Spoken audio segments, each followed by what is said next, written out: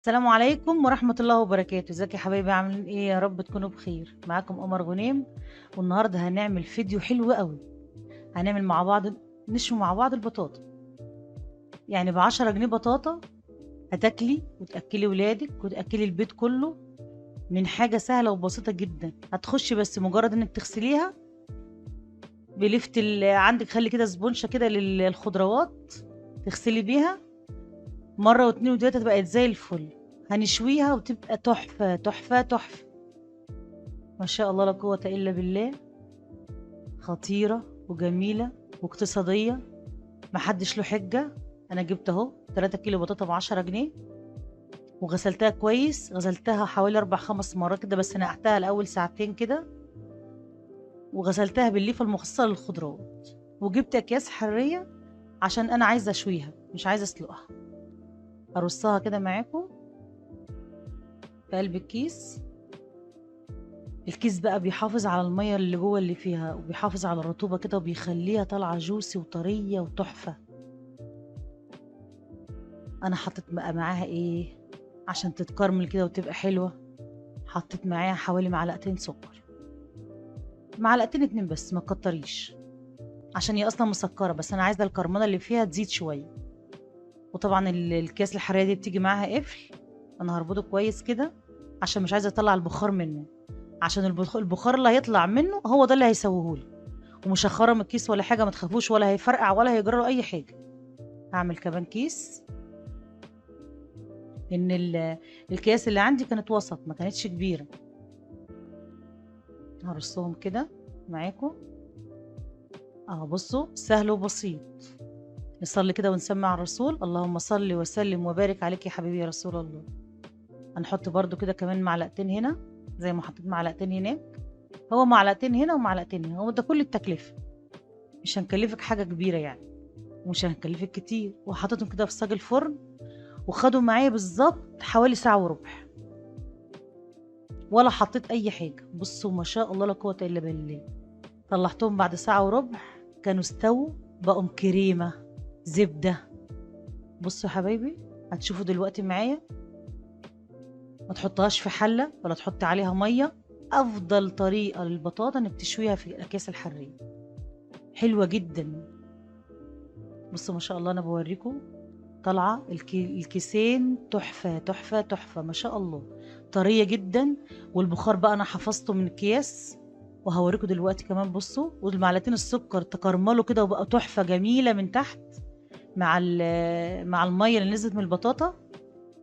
هوريكم دلوقتي كمان الكرمله اللي من السكر طالعه، بصوا بتلمع ازاي من تحت، خطيره.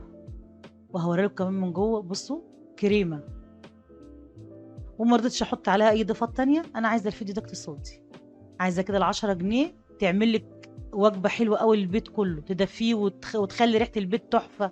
والفرن وهو شغال عامل لك جو فظيع. دلوقتي هوريك كمان الجوس اللي نزل مطرح بصوا يا حبايبي، ده بقى الناتج بتاع السكر. معلقتين السكر انا حطيتهم، والميه اللي نزلت من قلب البطاطا خلوها خطيره، وطعمها سكر. هي حلوه، ما كانتش عايزه سكر والله. ما شاء الله لا قوه الا بالله. السلام عليكم ورحمه الله وبركاته. ازيك يا حبايبي عاملين ايه؟ يا رب تكونوا بخير. معاكم قمر غنيم، والنهارده هنعمل حته طاجن. بقى دخلنا كده المطبخ ندور هنعمل حاجه حلوه ايه، حاجه حلوه ايه. لقيت عندي كده كام وحدايه بطاطا، رحت مقشراهم كده، ورحت عاملاهم بفكره جديده حلوه كده للولاد عن التقليدي. يعني ما رضيتش ولا اشويها ولا اسلقها، بس انا برضو قشرتها وسلقتها عشان اعملها للطاجن. عملنا احلى طاجن بطاطا ان شاء الله. باذن الله لما تجربوه هتدعوني، ده بقى بجد هتدعوني. ما شاء الله كده. قليت حوالي 2 كيلو بطاطا عندي، رحت غسلاهم ومقشراهم كده حلق، وكوبايه سكر، وحطينا عليهم كوبايه ميه. شايفين المقادير بسيطه ازاي؟ بسيطة وسهلة وتجنن، ما شاء الله لا قوة إلا بالله. أنا بوريكم كده السمك بتاع البطاطا عشان ما تاخدش وقت معاكم في السوا. هي ما خدتش نص ساعة على نار هادية، يعني هي غليت، رحت أنا موطية نار عليها نص ساعة كده، وفتحت لقيتها ما شاء الله. حطيت لها حوالي كده 3 4 معالق زبدة مكعب كبير، عشان يدينا طعم كده وفخامة للبطاطا كده ويدلعها بقى. نقلب. انا كل اصلا بقلبها هي اتهرت وانا بقلبها، ما استحملتش اي حاجه. دي الفانيليا انا كده كنت طفيت عليها خلاص. نسمي كده ونصلي على الرسول. اللهم صل وسلم وبارك عليك يا حبيبي يا رسول الله. دهنت كده الطاجن كده بالزبده وفضيت عليه البطاطا. ما شاء الله لا قوه الا بالله، كانت تحفه جدا. هي اصلا مش مستنيه ان هي تبقى طاجن، هي كريمي لوحدها. يعني شايفين الجمال بتاعها والحلاوه والطراوه بتاعتها. كوبايه الميه وكوبايه السكر خلوها يعني اقول لكم ايه، عجينه ما شاء الله. هنعمل مع بعض كده الصوص اللي هنحط عليها من بره. حطيت بس بسيط زيت عشان الزبده ما تتحرقش، وحطيت حوالي 4 معالق زبده. احط كده عليهم، اسيح بس الزبده كده معايا عشان احط الدقيق. حطيت يا حبايبي 3 معالق دقيق اهو. انا مش بدي الدقيق لون، انا بغير طعمه. يعني انا كده لما بشوحه مع الزبده كده بيديلي الطعم الحلو بتاع الدقيق، ما بيغديش الغطه بتاعت الرطوبه اللي في الدقيق لما يكون مركون. بقلبه كده بسرعه.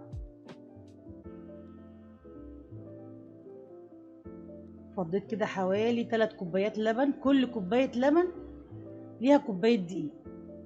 يعني حطيت 3 معالق دقيق عليهم 3 كوبايات لبن. وهحط كمان نص كوبايه كريمه. ده كريمه لباني يا حبايبي. لو عندك بقى كريمه بتوش اللبن، لو انت غاليه لبن في التلاجة ولا حاجه هتشيليها وتركنيها. وحطيت 3 معالق سكر، بس ما تصوروش الا معلقتين بس. حطيت 3 معالق كبار سكر بس، عشان انا حاطه كوبايه سكر على البطاطا ما تبقاش سكرها لاذع، يبقى السكر بتاعها مظبوط. وهحط لها برده دلوقتي الفانيليا معاكم، رشه فانيليا كده قبل ما اقفل. بصوا ما شاء الله لا قوه الا بالله، الصوص تحفه كريمي جدا وكان حلو قوي قوي قوي. يعني ما شاء الله لا قوه الا بالله. هفضيه كده على طاجن البطاطا معانا. اسوي كده الحروف عشان لما يخش الفرن ياخد كل لون من كل الجوانب. والله يا جماعه كان كريمي، يعني البطاطا كانت تحفه، والصوص اللي فوقها اللي عليها كان تحفه جدا جدا جدا. الاتنين كانوا اختار يعني. وانا عندي هنا شويه كريمه كده برضو، بس خففتها بشويه لبن عشان هي كانت تقيله، عشان اعرف احطها على وش الطاجن. دي هتدينا لون وطعم. واو بصوا بقى الجمال، ما تقولوش ولا تكسلوا. يعني اسهل حاجه البطاطا دي، حاجه كده ببلاش زي ما بيقولوا. وعندك كوبايتين لبن هتقومي تحطيهم، وعلى معلقتين دقيق وحته زبده، عملتي احلى طاجن لولادك. ما شاء الله لا قوه الا بالله. يلا يا حبيبي جربوا الوصفه وما تكسلوش كده، وقوموا اعملوا حاجه حلوه لاولادكم. ولو عجبتكم الوصفه لايك وشير وسبسكرايب لقناتنا على اليوتيوب. والسلام عليكم ورحمه الله وبركاته.